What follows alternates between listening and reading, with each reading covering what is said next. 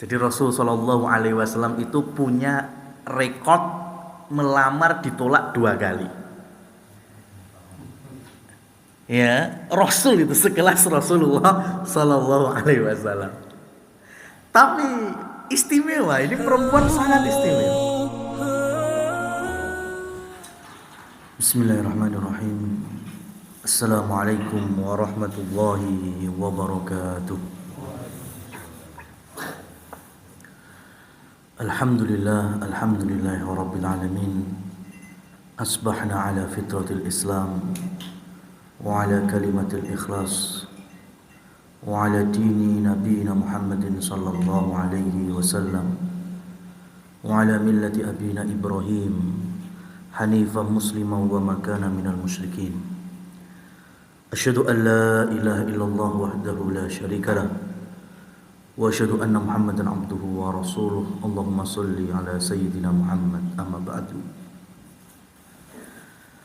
Muslimin muslimat, para jamaah rahimani Allah wa iyyakum.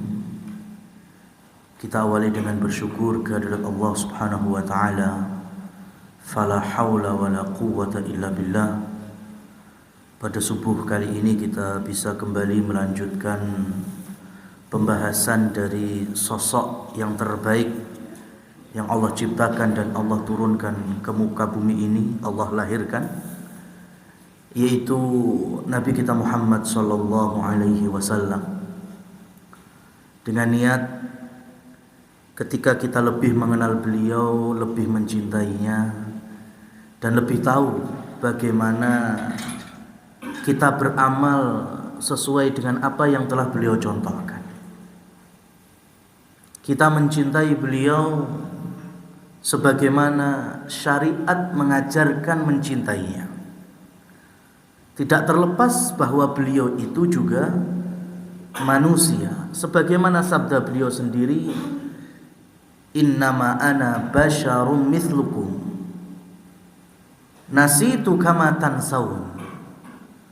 Aku ini manusia sebagaimana kalian juga manusia. Aku pernah lupa sebagaimana kalian juga pernah lupa. Cuma perbedaannya kalau Rasul sallallahu alaihi wasallam langsung bisa diingatkan oleh Allah melalui Jibril ataupun wahyu-wahyu ilahi. Itu bedanya. Karena ketika kita membahas berbagai macam mukjizat, di antaranya yaitu peristiwa Isra dan Mi'raj sallallahu alaihi wasallam, sampai ada yang kemudian mengkultuskan Nabi di level yang sebetulnya itu miliknya Allah Subhanahu wa taala dalam perkara rububiyah. Hingga kemudian masyhur ada istilah Nur Muhammad. Ya, kalau kita bicara Nur Muhammad, itu landasannya adalah hadis-hadis kalau enggak lemah sekali, maudhu, palsu, atau la aslalahu, enggak tahu hadis ini sopo yang mengeluarkan, dari mana asalnya. Kalau bicara Nur Muhammad, contohnya ya, ini ada hadis palsu, nggak usah dihafal lebih ya. Ini hadis palsu disandarkan kepada Nabi kita sallallahu alaihi wasallam. Ana Arabi duna ain wa ana Ahmad duna mim. Jadi disandarkan kepada beliau, aku ini orang Arab. Aku ini Arab tapi tanpa ain. Arab kan tulisannya ain ro ba. Kalau hilang ainnya tinggal ro ba, jadinya rob. Ana Arab, hilang ainnya jadi ana robbun. Bener apa salah ini? Jelas salah. Ana robbun artinya aku adalah Rob, aku adalah Tuhan. Bahaya sekali orang mengatakan semacam ini untuk siapa? Rasul sallallahu alaihi wasallam. Wa ana Ahmad dunamim. Aku juga Ahmad, karena Ahmad sama Muhammad itu akar katanya sama. Ana Ahmad dunamim, aku adalah Ahmad ilang mimnya. Ahmad itu kan alif, ha, mim, dal. Kalau ilang mimnya tinggal alif, ha, dal, jadinya Ahad. Esa, siapa yang Maha Esa? Maha Ahad? Allah. Nah, ini bahaya sekali. Ini sama sekali tidak pernah ada dari lisan Rasul Shallallahu Alaihi Wasallam. Ini hadis betul-betul maudhu, palsu, bahkan la aslalahu, tidak ada asal usulnya. Nggak tahu ini. Dan bahaya sekali orang ketika meriwayatkan atas Nabi Shallallahu Alaihi Wasallam dengan kedustaan. Karena Nabi sudah mewanti-wanti, man kadzaba alayya muta'ammidan falyatabawwa maq'adahu finnar. Siapa saja yang berdusta atas namaku seperti ini tadi, ya, maka persiapkan dirinya mengambil kursi, tapi kursinya kursi di neraka. Na'udzubillah. Nah, ma'asyiral muslimin wal muslimat rahimani wa rahimakumullah tabaraka wa ta'ala. Hari ini kita akan melanjutkan peristiwa pasca terjadinya Isra dan Mi'raj. Jadi ketika beliau Nabi kita Muhammad sallallahu alaihi wasallam mendapatkan perintah wajibnya sholat 5 waktu, tata caranya diajari oleh malaikat Jibril, kemudian ngimami para nabi dan rasul sebelum-sebelumnya di Masjidil Aqsa. Maka setelah itu malaikat Jibril pun memulangkan Rasulullah Shallallahu Alaihi Wasallam ke Mekah, dan beliau turun ke salah satu rumah di mana di dalam rumah itu ada sepasang suami istri, dan yang diceritakan oleh Rasul Shallallahu Alaihi Wasallam terkait dengan Isra Mi'raj adalah keluarga tersebut. Ya, di rumah itulah Rasul turun. Rumah yang terdekat dengan Masjidil Haram, bahkan serambinya, terasnya itu bagian dari Masjidil Haram saat itu. Dan disitulah Rasul menceritakan kisahnya kepada perempuan yang tak lain adalah sepupu beliau sendiri, putri dari Abu Thalib pamannya, namanya Fakhitah binti Abi Thalib. Jadi kisah Isra Mi'raj sebelum diceritakan kepada warga Mekah secara umum, beliau sudah menceritakan kepada Fakhitah binti Abu Thalib dengan suaminya yang bernama Hubairah. Nah, pertanyaannya, kenapa Rasul Shallallahu Alaihi Wasallam tidak turun dan pulang ke rumah beliau sendiri? Di rumah beliau, kenapa enggak cerita saja kepada istri? Jawabannya, istri beliau Khadijah telah wafat. Ini peristiwa pasca wafatnya Khadijah radhiyallahu taala anha. Maka Rasul sudah enggak punya istri lagi saat itu. Kalau cerita ke putri-putrinya masih kecil-kecil. Maka tempat mainnya Rasul itu seringnya di keluarganya Abu Thalib. Itu saking dekatnya beliau secara hubungan dengan Abu Thalib, ya, itu sampai Abu Thalib wafat itu masih dekat dengan putra-putrinya Abu Thalib. Sama Ali dekat, bahkan Ali dirawat oleh Rasulullah Shallallahu Alaihi Wasallam, sama Aqil juga dekat, ya, sama Ja'far juga dekat, dan di antara putrinya Abu Thalib yaitu dengan Fakhitah. Dan ada kisah juga terkait dengan sosok Fakhitah ini. Di dalam riwayat Ibnu Sa'ad dalam Tabaqat Ibnu Sa'ad. Beliau menukilkan dua riwayat. Riwayat yang pertama riwayat yang lemah, riwayat kedua riwayat yang hasan, dan ini pula yang disepakati oleh Imam Az-Zahabi. Panjang sekali riwayatnya, menjadi sebuah kisah, ya kami sampaikan pada kesempatan kali ini. Jadi apa yang akan kami sampaikan terkait dengan sosok Fakhitah ini unik dan spesial. Pertama, kita flashback. Rasul sallallahu alaihi wasallam dididik oleh Abu Thalib. Secara Jawa ini diopeni lah. Semakin besar, dewasa, bahkan usia Rasul saat itu 20 tahun.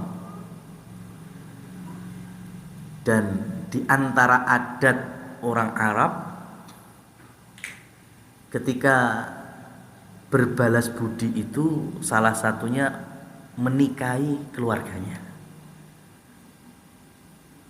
Maka Rasul sallallahu alaihi wasallam di usia 20 tahun menemui pamannya sendiri, Abu Thalib. Kemudian Rasul menawarkan diri untuk menikahi Fakhitah. Jadi perempuan yang dilamar oleh Rasul sallallahu alaihi wasallam pertama itu sepupunya sendiri, Fakhitah putri Abu Thalib. Alasannya ya selama semenjak kecil di openi Pak Lee, maka balas budinya menikahi putrinya Pak Lee. Saat itu Abu Thalib menolak lamaran Rasul. Abu Thalib menceritakan bahwa dari Bani Makhzum sama Bani Hashim ada kedekatan, secara Quraisynya dekat, secara interaksi juga dekat, bahkan saling membantu satu sama yang lain. Maka Abu Thalib menjelaskan, dari Bani Makhzum ada yang melamar Fakhitah, dan kita dengan Bani Makhzum saling transfer kebaikan, termasuk pernikahan. Terkadang kita menikahi Bani Makhzum, terkadang Bani Makhzum nikah dengan kita. Terkadang di musim haji kita dengan Bani Makhzum melakukan kebaikan untuk tamu-tamu Allah. Ketika berbagai macam perdagangan pun mereka saling berbuat baik. Maka pergaulilah orang-orang yang berbuat baik kepada kita dengan pergaulan baik juga untuk mereka. Itu jawabannya Abu Thalib. Jadi intinya Rasul sallallahu alaihi wasallam ditolak lamarannya oleh pamannya sendiri. Jadi ini motivasi bagi adik-adik pemuda yang umpamanya lamarannya ditolak, ya, itu contohnya bukan sembarang orang. Rasul sallallahu alaihi wasallam pun pernah ditolak. Cuma bedanya Rasul nggak gerantes, ya kan? Rasul nggak update status, ya. Rasul nggak kemudian ya suloyo sedih macam-macam, enggak. Rasul biasa saja. Ketika mendapatkan penjelasan dari pamannya seperti itu, ya sudah. Kemudian ternyata betul, datanglah laki-laki dari Bani Makhzum menikahi Fakhitah yang bernama Hubairah. Quraisy Bani Makhzum terhormat, punya harta, bahkan rumahnya luas di sekitar Mekah, yaitu di salah satu sudut Masjidil Haram. Maka masuklah Fakhitah menjadi istri seorang yang baik yang bernama Hubairah. Dan dari pernikahan itu lahirlah seorang anak pertama yang bernama Hani. Maka kemudian nanti Fakhitah lebih dikenal dalam sirah Nabi itu dengan nama Ummu Hani. Ya. Jadi nanti biasa di googling aja. Itu biasanya intinya judulnya itu Cinta Pertama Rasul. Ya, cinta pertama Rasul, padahal ya nggak benar juga. Karena nanti ternyata Allah Subhanahu wa taala, Allah takdirkan Rasul tertolak di Ummu Hani karena niatnya tadi hanya untuk berbalas budi, tapi Allah berikan cinta yang lebih sempurna daripada itu, yaitu nanti Allah takdirkan bersama Khadijah. Tapi riwayat ini ada memang. Nah, selang bertahun-tahun lamanya sampai kemudian Khadijah wafat, kemudian Rasul Shallallahu Alaihi Wasallam masih baik. Ini karena mau nggak mau, meskipun tertolak lamarannya tetap masih sepupuan. Ya, Rasul pun juga masih baik terhadap keluarga Abu Thalib. Abu Thalib sudah wafat, termasuk dengan Ummu Hani. Sampai-sampai ya, yang menunjukkan kedekatan beliau dengan keluarga Abu Thalib, turun dari Isra Mi'raj, orang yang pertama kali Rasul sampaikan beritanya adalah Ummu Hani. Dan saat itu Ummu Hani memberikan pesan jangan diceritakan kepada siapapun, karena tidak ada yang akan percaya. Itu pesannya. Tapi kata Rasul, ini wahyu, mau nggak mau harus disampaikan. Nah, saya teruskan cerita dengan Ummu Hani dulu. Dengan berjalannya waktu, Ummu Hani ini belum masuk Islam, karena suaminya Hubairah juga nggak masuk Islam. Sampai kemudian nanti ada peristiwa hijrah. Ya, sampai ada peristiwa hijrah, Rasul hijrah sampai 8 tahun berikutnya. Kalau Rasul Shallallahu Alaihi Wasallam hijrah di usia 52 tahun atau 53 tahun, berarti kan 8 tahun berikutnya berapa itu? Ya, berapa? 60 ya? 60 tahun. 8 tahun berikutnya 10.000 muslimin Madinah masuk Mekah dalam program Fathu Makkah. Ya. Dan di Fathu Makkah itulah Ummu Hani masuk Islam. Dan suaminya Hubairah kabur, termasuk yang terusir dari Mekah.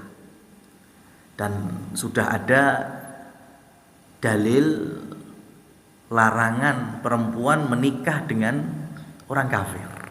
Maka otomatis Ummu Hani cerai dengan suaminya dengan adanya ayat larangan wanita menikah dengan non-muslim.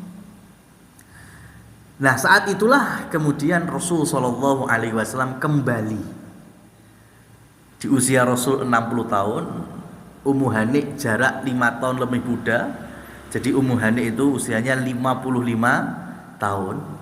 Rasulullah Shallallahu Alaihi Wasallam kembali melamar Ummu Hani. Ummu Hani kan sudah muslimah. Rasul Shallallahu Alaihi Wasallam sudah punya istri-istri yang lain di Madinah, tapi Rasul kembali melamar Ummu Hani, dan jawaban Ummu Hani intinya menolak lamaran Rasul. Jadi Rasul Shallallahu Alaihi Wasallam itu punya rekod melamar ditolak 2 kali. Ya, Rasul itu sekelas Rasulullah Shallallahu Alaihi Wasallam. Tapi istimewa, ini perempuan sangat istimewa. Kenapa? Karena ketika Ummu Hani menolak Rasul, itu bahasa halusnya, inni musbiyatun wa ana ajuza. Wahai Rasul Sallallahu Alaihi Wasallam, aku ini perempuan yang punya banyak anak-anak kecil, dan aku sudah tua. Nah, ini kan memuliakan Rasul. Rasul Nabi, masih ada tanggung jawab menyebarkan agama. Jadi Ummu Hani memberikan pesan kepada Rasul, aku ini punya atau ditinggali oleh suamiku yang kemarin Hubairah anak-anak kecil banyak. Saya takut aku tidak bisa adil denganmu. Artinya aku ini istri, harusnya mengabdi kepada suami, tapi anak-anakku banyak. Bisa jadi anaknya yang terlantar. Kalau saya fokus ke anak-anak, saya nggak bisa ngabdi secara sepenuhnya ke suami. Itulah kurang lebih bahasanya Ummu Hani. Kata Rasul Shallallahu Alaihi Wasallam, Rasul menerima, dan alasan ini persis disampaikan oleh Ummu Salamah ketika ditinggal wafat oleh Abu Salamah pasca perang Uhud. Habis selesai masa iddah, Rasul Shallallahu Alaihi Wasallam melamarnya. Ummu Salamah juga alasannya sama. Aku ini banyak anak-anak, sudah nggak muda lagi, takutnya nanti nggak bisa mengabdi dengan suami sebaik mungkin. Kata Rasul, masalah usiamu, ya, istri-istriku juga sudah, ya, banyak yang janda-janda. Adapun masalah anak-anakmu dengan Abu Salamah, ya sudah, nanti pun aku akan anggap sebagai anak-anakku sendiri. Ujung-ujungnya Rasul menikahi Ummu Salamah.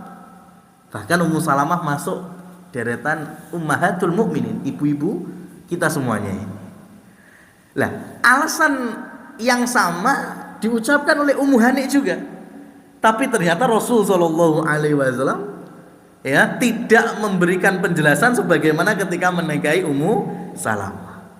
Rasul Shallallahu Alaihi Wasallam kemudian menjawab dengan jawaban yang menjadi hadis beliau sahih, ya, diriwayatkan oleh Abu Hurairah dan lain seterusnya. Khairun nisa rokibnal ibil. Sebaik-baik wanita adalah perempuan yang menunggang unta. Maksudnya perempuan Quraisy. Karena perempuan Quraisy itu wanitanya penunggang unta. Sebaik-baik wanita adalah wanita Quraisy, artinya yang menunggang unta. Kenapa? Ar'ahu, ya, ar'ahu libnihi wa ahnahu li zaujatihi. Ar'ahu li zaujatiha wa ahnahu libniha fi sigharihi. Karena perempuan Quraisy itu adalah wanita yang sangat menjaga, apa ya istilahnya, menjaga amanat dari suaminya, ya, dan orang yang paling lembut dalam mendidik anak-anaknya. Itu keistimewaan perempuan Quraisy. Dan dalam hadis ini Rasul mengistimewakan Ummu Hani, ya, dengan ucapan tadi. Ummu Hani menolak Rasul secara halus sekali, tapi Rasul Shallallahu Alaihi Wasallam malah mengistimewakan Ummu Hani. Sebaik-baik wanita adalah yang menunggang unta. Ummu Hani orang Quraisy, ya, dan istri-istri Rasul rata-rata orang Quraisy. Karena wanita-wanita Quraisy itu sangat pinter ngabdi kepada suami dan sangat pinter dalam ngomong anak. Itu keistimewaan perempuan Quraisy. Ya, jadi memang suku yang dalam syariat ada kekhususannya ya Quraisy. Kita nggak menafikan itu. Ya, cuma kita nggak berlebihan saja. Artinya silahkan kalau masih pengen mau cari istri orang Quraisy, ya, enggak apa-apa, ada kekhususan masalahnya, ada keistimewaannya dari Rasul Shallallahu Alaihi Wasallam.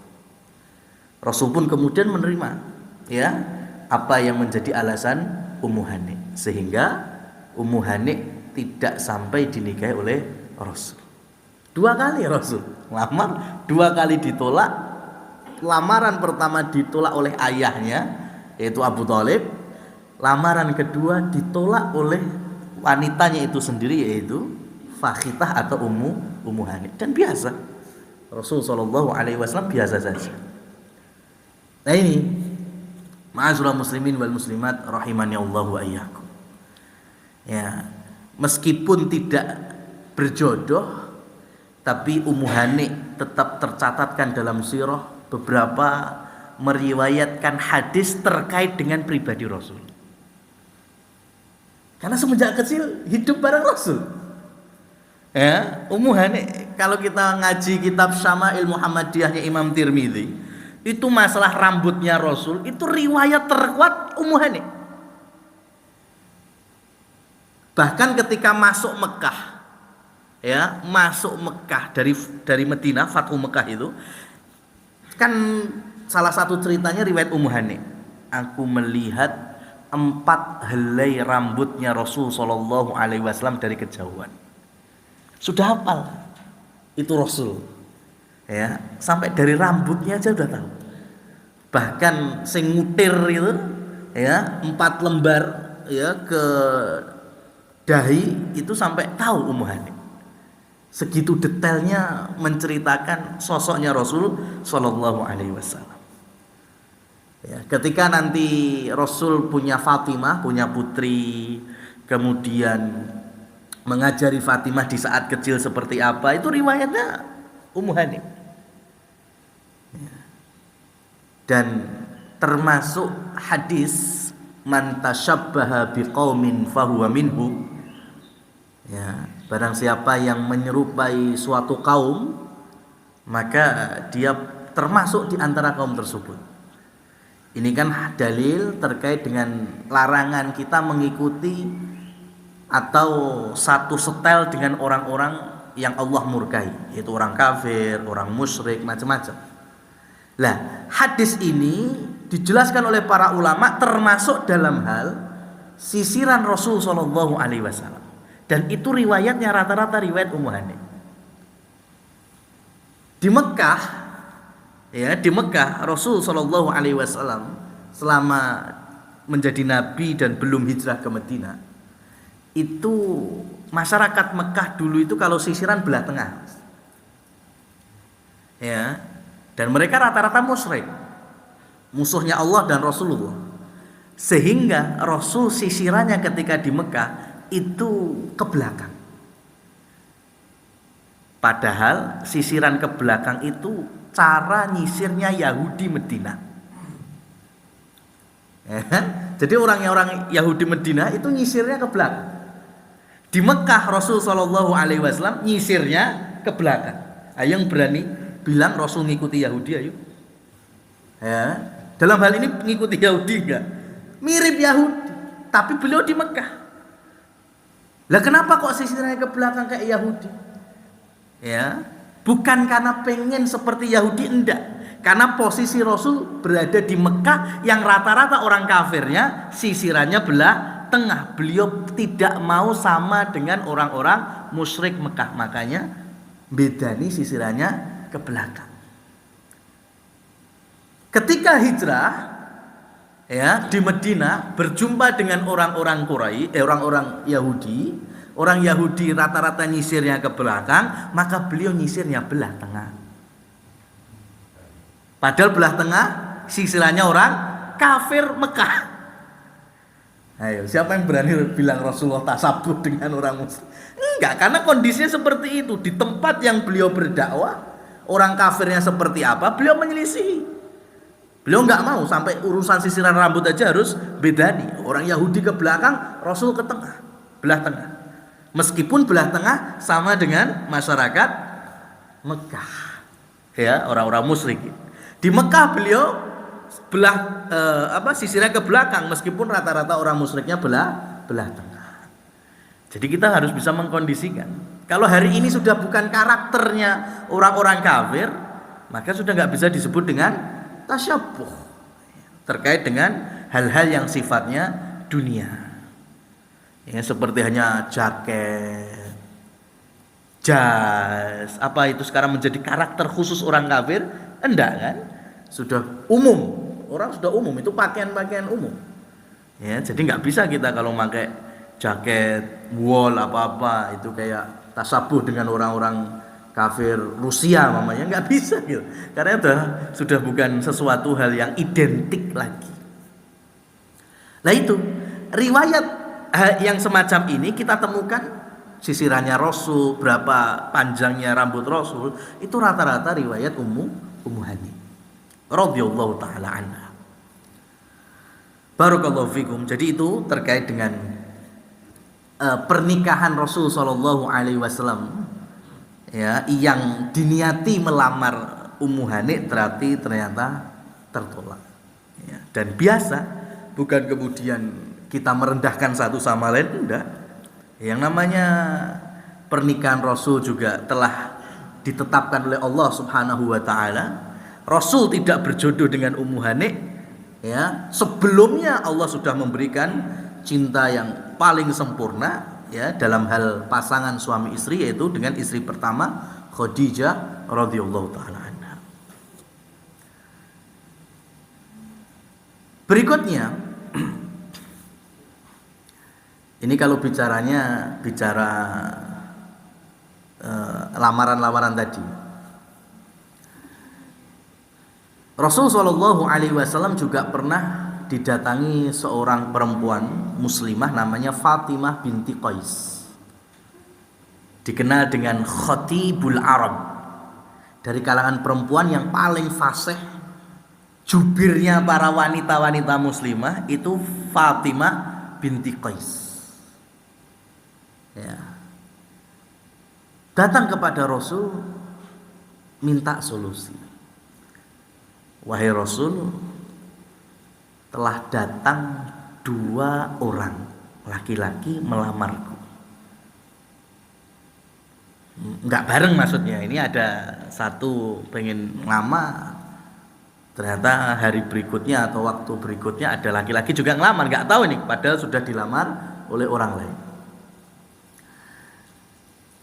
Siapa? Yang satu adalah Muawiyah, yang satu adalah Ibnu Jaham. Kata Rasul Shallallahu Alaihi Wasallam kepada Fatimah binti Qais, amma Aba Jaham, amma Muawiyah fala malalahu.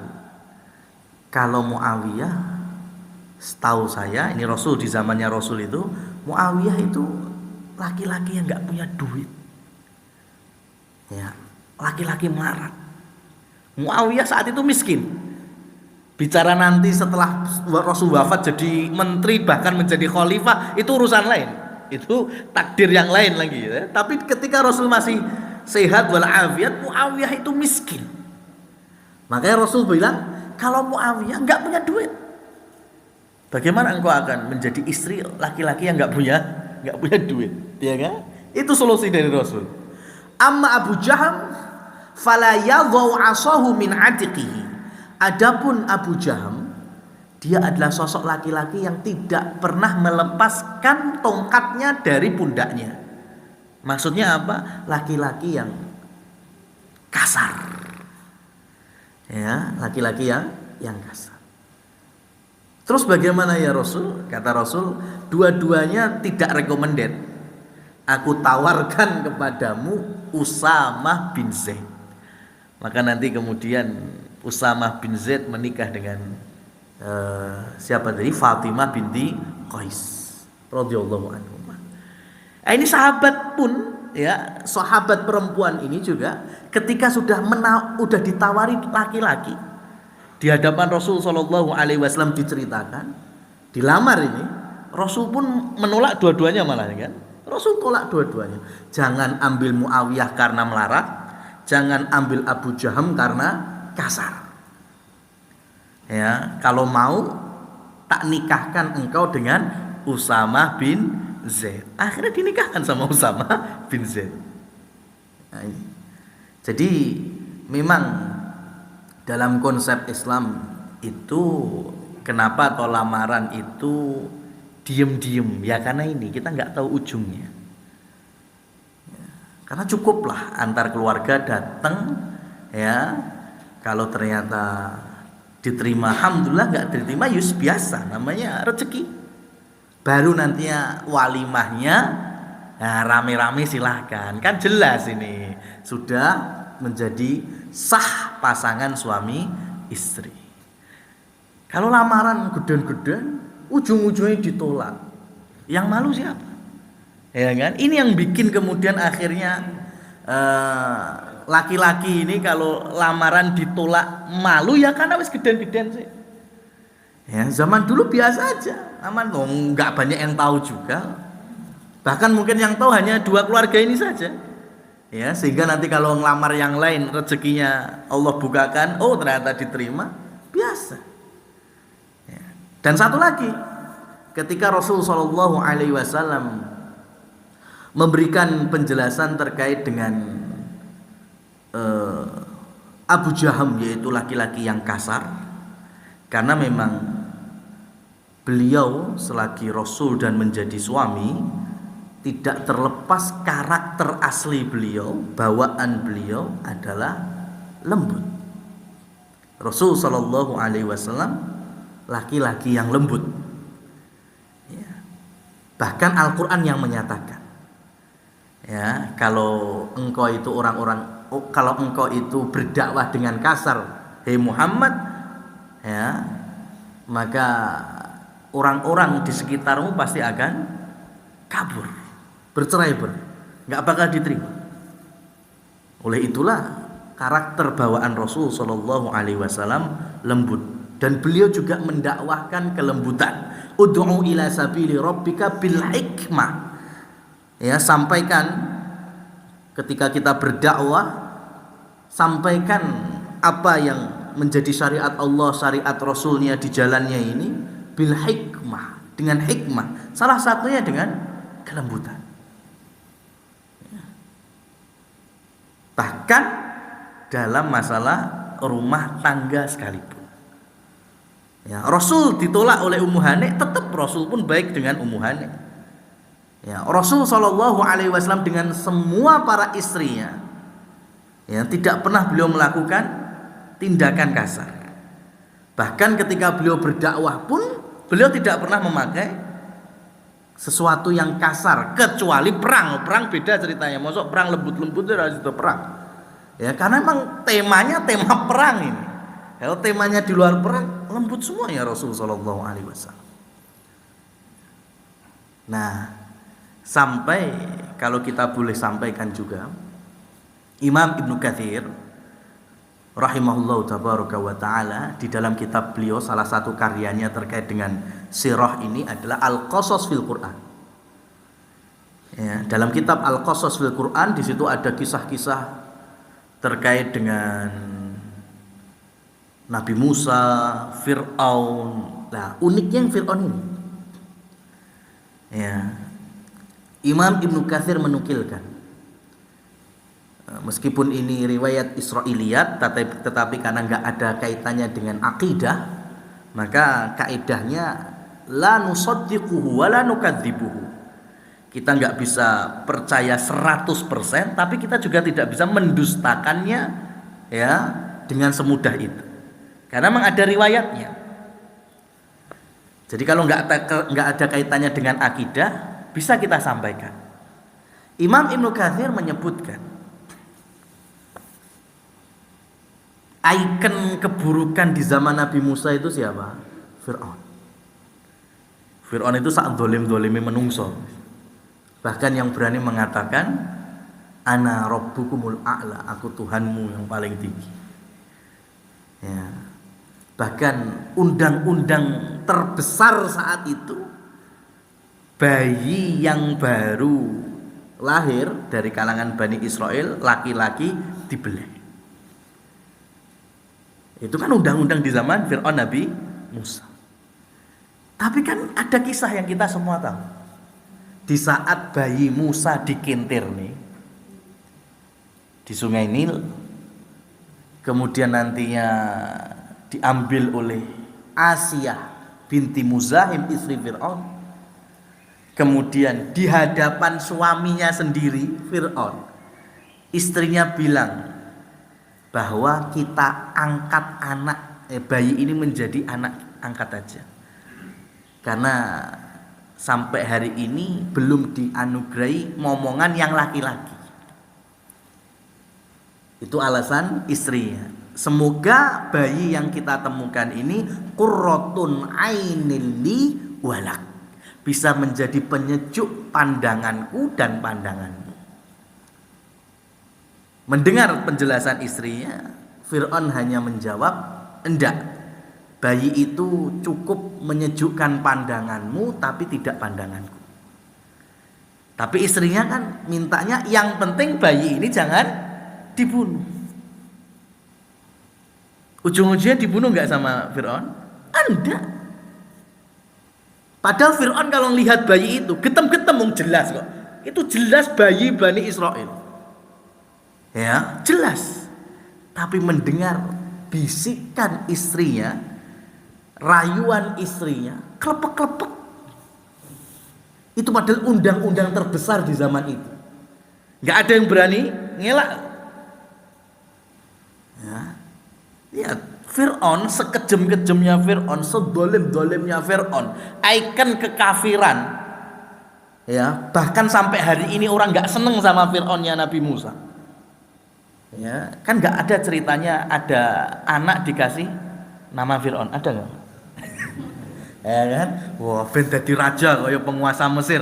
Dua anak dijenenge Fir'aun, kan nggak ada. Karena semua kita ini benci dengan Fir'aun. Ya memang laknatullah Fir'aun zaman Nabi Musa. Ya, tapi kan unik ya, undang-undang besar di zaman itu bisa gagal, bisa di-cancel dengan bisikan seorang istri. Nah, ini Imam Ibnu Katsir kemudian menjelaskan karena Fir'aun itu tidak pernah berbuat kasar dengan istrinya. Ya, mateni Bani Israel biasa. Ya, memperbudak orang-orang biasa. Tapi Fir'aun tidak pernah berlaku kasar dengan istrinya. Dia cinta banget dengan istrinya. Loh Ustaz, lah kok istrinya dipateni itu nanti? Itu di ujung kisahnya Fir'aun. Ya, dengan istrinya Asia, ya nanti dibunuh oleh Fir'aun. Tapi sepanjang perjalanan pernikahan Fir'aun dengan Asia binti Muzaim tidak pernah melakukan tindakan kekerasan. Lembut Fir'aun itu di hadapan istrinya. Itu Masya Allah ya.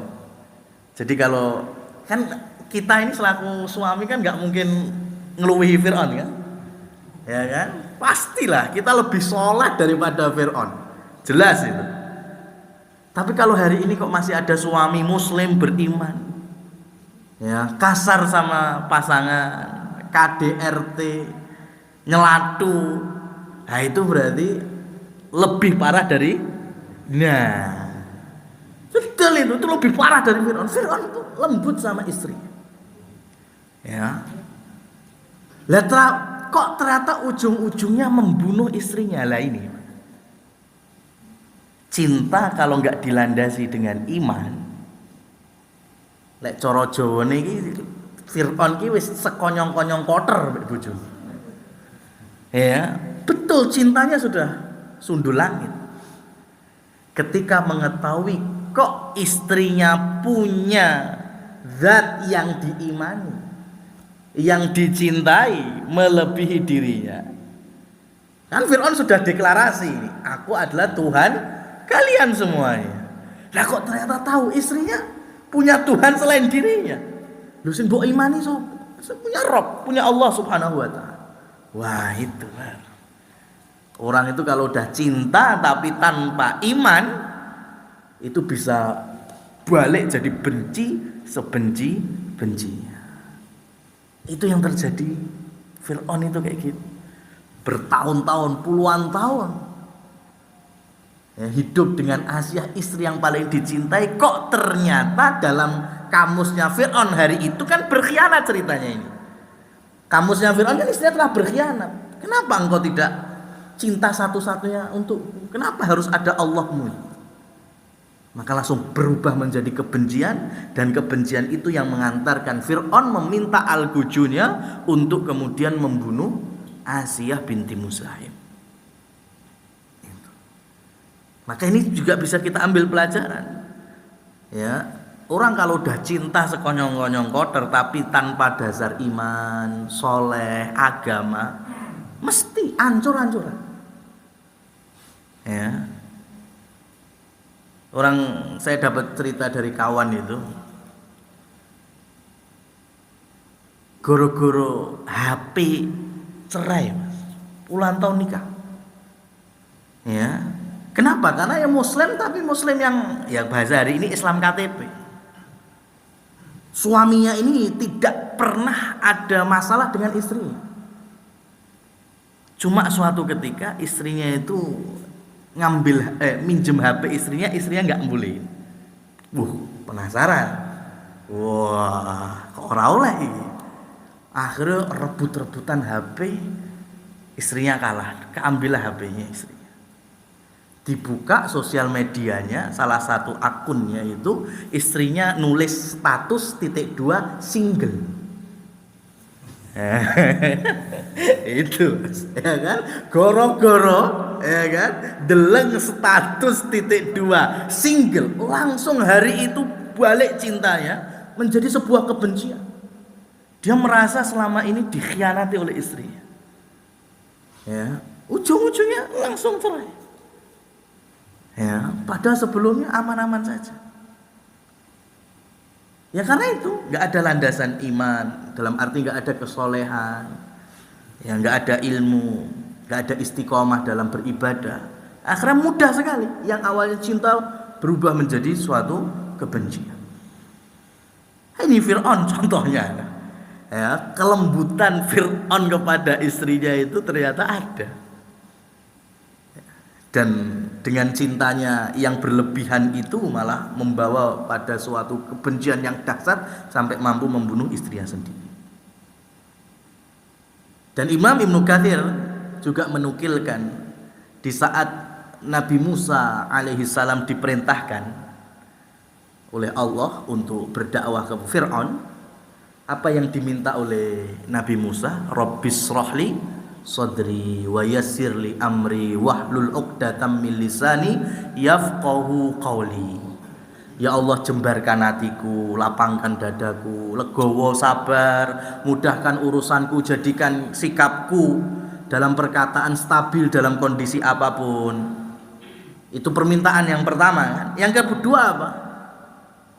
Waj'al wazira min ahli Haruna akhi.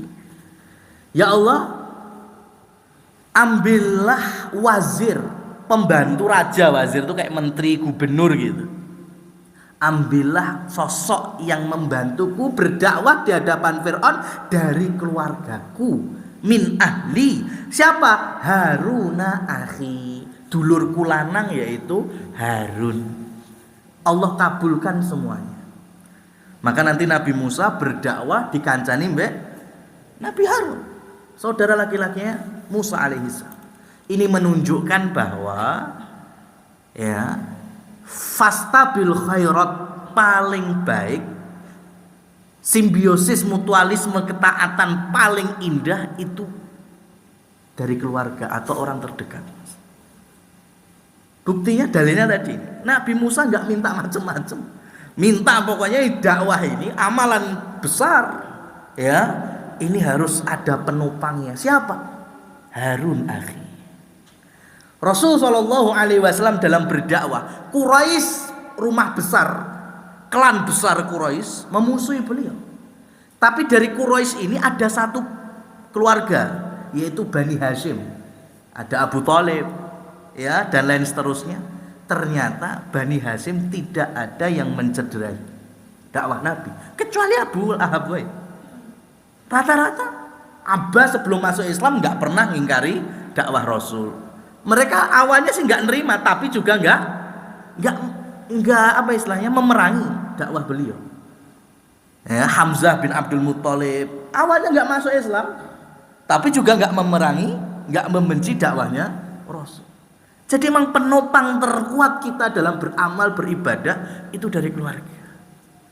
Kalau keluarga sudah dapat, wah itu udah nikmat sekali. Ya, apalagi kalau kita ngacunya ke At-Tur ayat 21, walladzina amanu wattaba'athum dzurriyyatuhum biimanin alhaqna bihim dzurriyyatahum. Ya, jadi ketika orang-orang beriman masuk surga.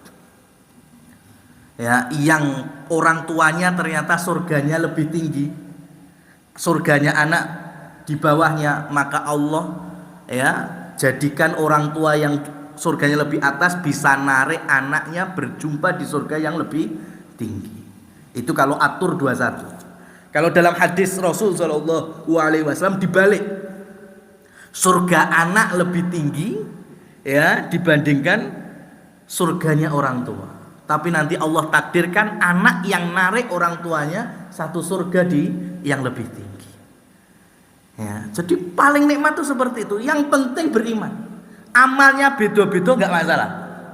Maksudnya beda-beda itu jenisnya ya, bukan caranya ya, kita harus sesuai dengan contoh Nabi, tapi macam-macam, sesuai dengan porsinya. Ibu-ibu muslimat ya, istri yang mungkin lebih banyak waktu di rumah. Bapak-bapak mungkin nanti jam 7 sudah nggak ada, ya sudah keluar rumah balik sore.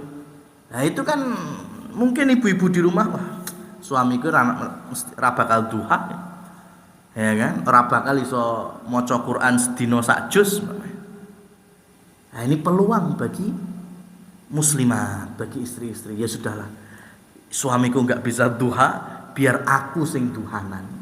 Suamiku gak iso maca Quran bendina sak juz, setengah juz, rong juz, biar aku yang membaca Quran bisa berjuz-juz tiap hari karena waktunya lebih banyak di rumah. Nah itu nggak apa-apa, kerjakan. Yang suami karena punya tanggung jawab mencari nafkah, keluar rumah, sudah diniatkan ini takwa kepada Allah. Ya, mencari ma'isyah, menutupi kebutuhan untuk anak dan istri. Fisabilillah. Ini pun terhitung karena ini yang punya kewajiban laki-laki, perempuan kan enggak. Maka dalam salah satu riwayat Rasul duduk-duduk di sekitar kebun kurma dengan para sahabat, ada laki-laki yang jalannya kayak kesatria meh perang, padahal meh neng kebun itu, kayak komandan militer. Ada seorang sahabat bilang, coba jalannya seperti itu di tengah kancah pertempuran, tambah ganteng mesti, ya kesatria banget. Wong trimo meh neng kebun dadak mlakune kaya ngono. Kata Nabi langsung negur sahabat ini tadi, jangan engkau merendahkan dia. Karena bisa jadi dia itu jalan semacam itu meskipun mau ke kebun karena dia sedang membuka kehormatan dirinya. Dia menutup aibnya. Mungkin orang miskin, tapi dia daripada minta-minta dia kerja kuli kebun. Ya. Kalau itu niatnya fahuwa fi sabilillah. Atau laki-laki itu mau ke kebun, di belakangnya karena ada anak istri yang harus dipenuhi kebutuhannya, fahuwa fi sabilillah.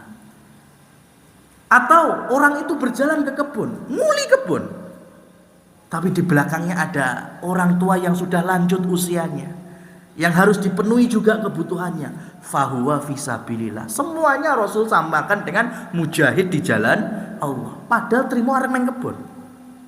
Ini kemuliaan laki-laki ketika bekerja mencari nafkah. Kalau diniatkan takwa ibadah dapat pahala fisabilillah. Intinya seperti itu. Anak juga bisa. Mungkin diajak safar bapaknya dari Solo ke Jakarta. Di perjalanan rest area sholat, bapak yang ngimami. Bacane kulhu inna. Tekan Jakarta ya, di hotel sholat, bapak yang ngimami kulhu inna. Sampai balik neng Solo di jalan bapak yang ngimami kulhu inna. Anaknya mikir, kok bapakku bernimami kulhu inna. Jangan-jangan apalane bapakku ya kulhu inna. Tapi ini anak, ini cerita anak sudah ya berusaha soleh. Akhirnya mikir, oh mungkin bapakku emang nggak kober untuk ngapalin surat-surat panjang. Karena waktu yang tersita untuk ya nyekolahne aku, gedekne aku, adik-adikku. Wis saiki ben aku wae lah sing apal Quran. Masyaallah. Wis bapakku wis kulhu inna wis ora apa-apa rite. Aku nih sing dawa-dawa. Ini tak ambil jatahku ini. Enggak masalah. Ini namanya fastabiqul khairat. Berlomba-lomba dalam ketaatan dari keluarga. Paling nikmat itu. Sudah, yang penting nanti masuk surganya arek sing luwih dhuwur surganya istri mamanya, enggak masalah. Nanti insya Allah istri yang narik suami itu. Ya. Atau surga suami yang lebih tinggi, suami yang akan narik istri. Ya.